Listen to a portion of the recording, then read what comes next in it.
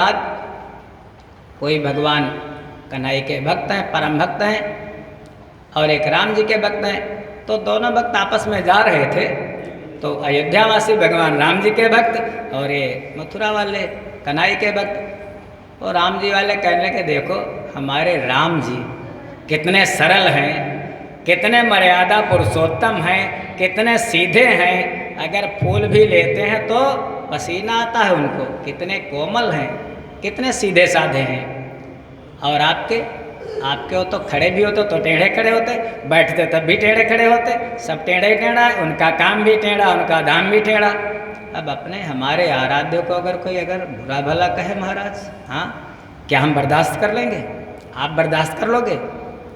अगर हमारे आराध्य को, हमारे देवी देवताओं का यदि कोई अपमान करे तो शास्त्र कहता है क्या कि हरिहर निंदा सुनई जो काना, होई पाप गो घाट समाना।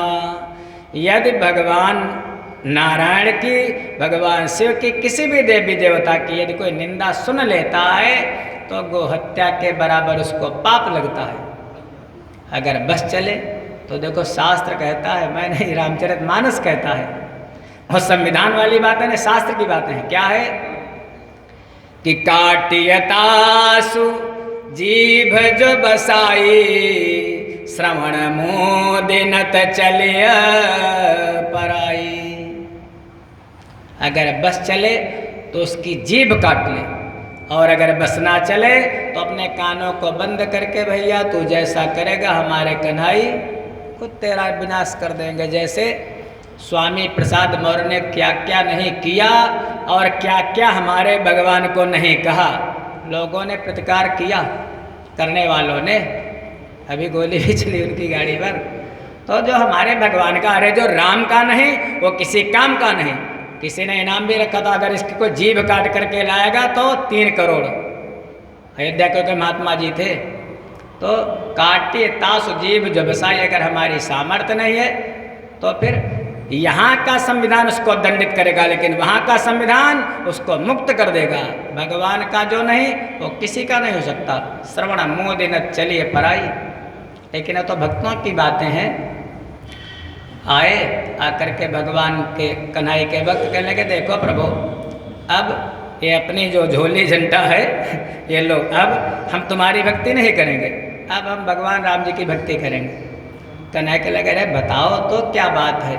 कहने लगे, बस आप जगह जगह से, आप हर जगह टेढ़े, आपके काम भी टेढ़े, आपका नाम भी टेढ़ा, आपका धाम भी टेढ़ा। कहने लगे चलो कोई बात नहीं। भगवान स्नान करने जा रहे थे, बाल्टी हाथ में थी, तो कुएं तक गए। कहने लगे चलो स्नान तो हमको कम से कम कर लेने दो, फिर चले जाना। वहीं कुआं पर भगत खड़ा हो गया, कन्हैया ने बाल्टी डाली कुएं के अंदर, और कुछ ऐसा क्या रस्सी छोड़ दी, बाल्टी कुएं में जा कर के गिर गई। जब कुएं में गिर गई तो कहने लगे, अरे भक्तराज अब बाल्टी निकले कैसे? कुछ जुगाड़ करो।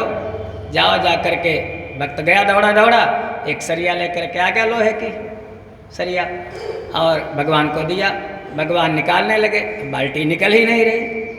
तो भक्त ने कहा, प्रभु ऐसे नहीं निकलेगी, कन्हैया इस सरिया को नीचे से थोड़ा टेढ़ा करना पड़ेगा, तभी तो फंसेगी इसके अंदर।